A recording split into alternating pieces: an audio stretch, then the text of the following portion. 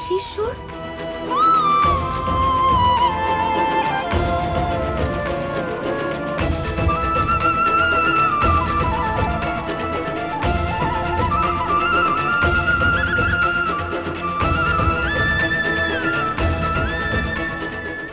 না কৃষ্ণ, এবারে রাধাও আসবে না, আর কোনো রাসও হবে না।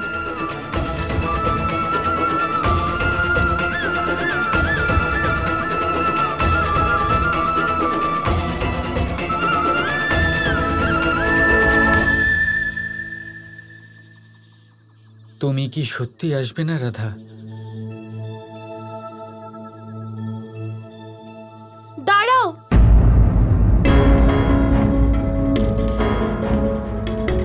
তোমরা ওখানে যেতে পারবে না। দেখো রাধা, আমরা রাশে যাব, আমাদেরকে আটকিও না। আজ তো রাশের রাত্রি, আর নয়তো কি কৃষ্ণ ওখানে আমাদের অপেক্ষা করছে। কেউ ওই ধূর্ত কৃষ্ণর সাথে দেখা করতে যাবে না। ও তোমাদের সবাইকে ঠকাবে, যেভাবে ও আমাকে ঠকিয়েছে। আরে রাধা, এরকম কেন বলছো? যদি কেউ রাশে অংশ নিতে চায়, ওদের নিতে দাও। ওদের আটকানোর অধিকার তোমাকে কে দিয়েছে? অধিকার আছে। আমি আমার বন্ধুদের পাশে সব সময় থাকি। যদি আমার বন্ধুরা কিছু ভুল করতে যায়, তাহলে এটা আমার অধিকার আর কর্তব্য যে আমি তাদের আটকাবো। এই কৃষ্ণ মিষ্টি মিষ্টি কথায় তোমাদের ভোলাবে, তোমাদের বাধ্য করবে যাতে তোমরা ওর কথা মতো চলো। ওর বাঁশির সুরে হারিয়ে যাবে, আর তারপর যখন এমন সময় আসবে যখন তোমাদের মধ্যে কারোর মনে ওর জন্য প্রেমের উদ্ভব হবে, ও তোমাদের সঙ্গ দেবে না, ছেড়ে দেবে তোমাদের সঙ্গ, আর সবার সামনে তোমাকে আর তোমার অনুভূতি নিয়ে খেলবে।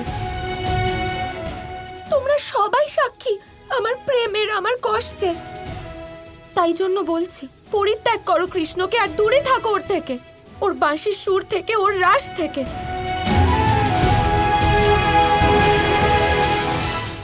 যা তুমি আমার সাথে করেছো, তার জন্য আমি তোমাকে শুধু ঘৃণা করি, শুধু ঘৃণা।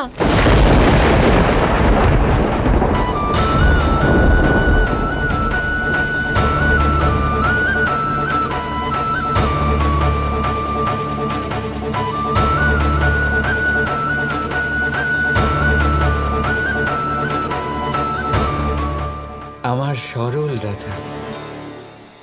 রাস রাধা থেকে হয়, বৃন্দাবন বা বর্ষনা থেকে নয়। যদি তুমি রাস করতে যমুনা তীরে না আসো, তাহলে কৃষ্ণ বর্ষনার দ্বারে আসবে। রাধা দেখতে শুধু এক ঝলক তোমারই, বর্ষনা আসবেন কুঞ্জ বিহারী।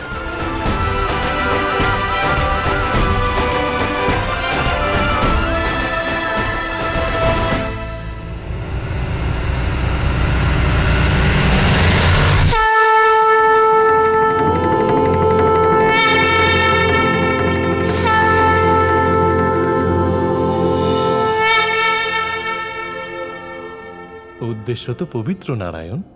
আমি একবার রাসে যোগ দিতে চেয়েছিলাম, আমার ইচ্ছে পূরণ করতে আপনি সাহায্য করেছিলেন।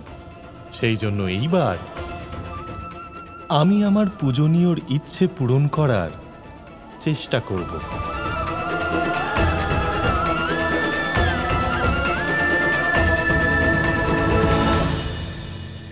কত চেষ্টা করলাম, এত নতুন নতুন আর আলাদা আলাদা রূপ ধারণ করলাম, কিন্তু তাও মা প্রতিবার চিনে নিল। যদি কিছু পেয়ে থাকি তাহলে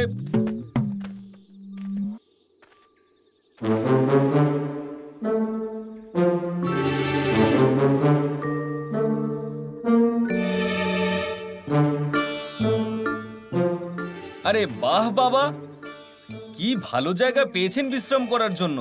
এটা কি শোয়ার জায়গা? পথের মাঝখানে শুয়ে পড়লেন আপনি? কে ভাই তুমি? কি চাও? একটু সরে গিয়ে শুয়ে বিশ্রাম করুন, যাতে পথিক পথ দিয়ে হাঁটা চলা করতে পারে। আমি অনেক দূর থেকে আসছি বাবা, ক্লান্ত হয়ে গেছি। যেখানে দাঁড়িয়েছিলাম ওখানেই শুয়ে পড়েছি। এখন আমাকে বিশ্রাম করতে দাও, নড়ার ক্ষমতা নেই আমার। তুমি একটা কাজ করো, আমাকে ডিঙিয়ে চলে যাও। আরে আপনাকে ডিঙিয়ে কি করে যাব আমি? আপনি আমার থেকে বড় হন, এসব আমার সংস্কারের বিরুদ্ধে। দেখে তো সংস্কারীর থেকে বেশি ক্রুদ্ধ মনে হচ্ছে। দেখে মনে হচ্ছে যে এক্ষুনি মায়ের হাত থেকে মার খেয়ে এসেছো, তাই এত খিটখিট করছো, তাই না? দেখুন বাবা, আমি ভালো কথায় বলছি, তার মানে এই নয় যে আপনি আমার ক্ষততে নুন ছড়াবেন। সরে যান আমার পথ থেকে।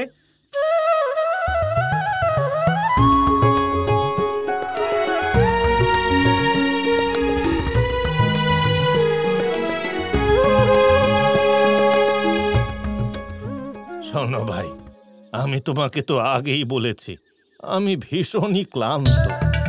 তুমি একটা কাজ করো, কাল সকালে এসো, আমি ততক্ষণে আমার নিদ্রা পূরণ করে চলে যাব। কি বলেন আপনি? আমি চলে যাব এখান থেকে? কি হয়েছে দাদা, কি হয়েছে, কি হয়েছে? আরে কানাই, দেখছো তুমি, দেখছো উনি বলছেন যে আমি ফিরে যাব আর উনি এখানেই থাকবেন। বাপরে, উনি আপনাকে বলছেন আপনি ফিরে যান আর উনি এখানেই থাকবে বলছেন এই বুড়ো বাবা। এই যে ভাই দেখো, আমি ক্লান্ত, তাই এই অবস্থায় আছি, না হলে কিন্তু আমি এখনো জোয়ান। দেখুন বুড়ো, জোয়ান বাবা, বেশিক্ষণ ধরে ভালো করে কথা বলার অভ্যেস নেই আমার, তাই পথ থেকে সরে যান, নয়তো আমি। যদি দাদা ক্রুদ্ধ হয়ে যান না, তাহলে দাদা আপনাকে ধরে তুলে দেবেন। আচ্ছা ঠিক আছে ভাই, তাহলে বলই প্রয়োগ করো,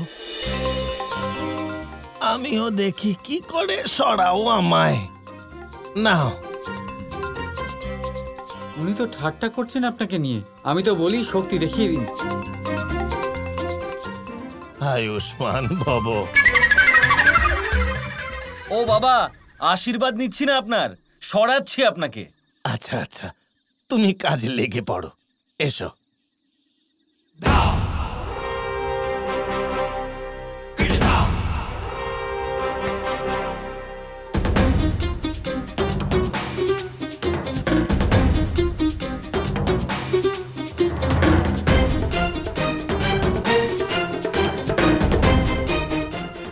আরে কি হলো দাদা ভাই, আপনাকে তো সবাই বলরাম বলে ডাকে, আজকে তো আপনাকে দুর্বলরাম মনে হচ্ছে।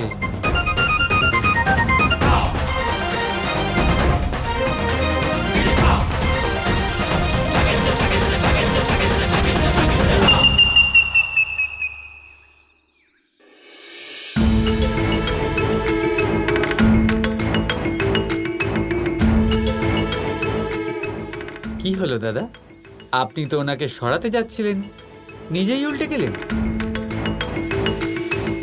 পুরো সংসারের ভার নিজের ফনায় ধারণ করেন সেই আপনি ওনাকে নড়াতেই পারলেন না, অর্থাৎ উনি নিশ্চয়ই কোনো মহাপুরুষ হবেন।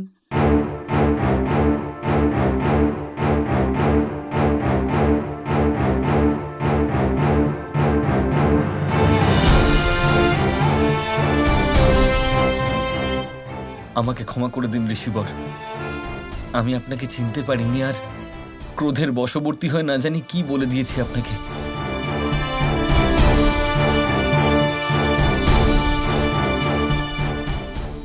এতে ক্ষমা চাওয়ার কি আছে, আমি তো মস্করা করছি। যখন স্বয়ং শ্রীকৃষ্ণ রাধা দেবীকে ক্রোধমুক্ত করতে পারেন,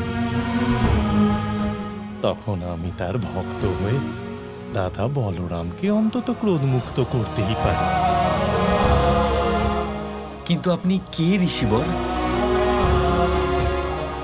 উনি তিনি যাকে আপনি খুব ভালোভাবেই চেনেন।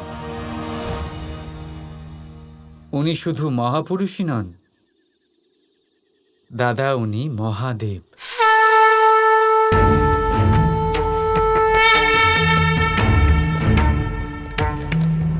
पशूनां पतिं पापनाशं परेशं पशेन्द्रस्य वृत्तिं वसानं परेण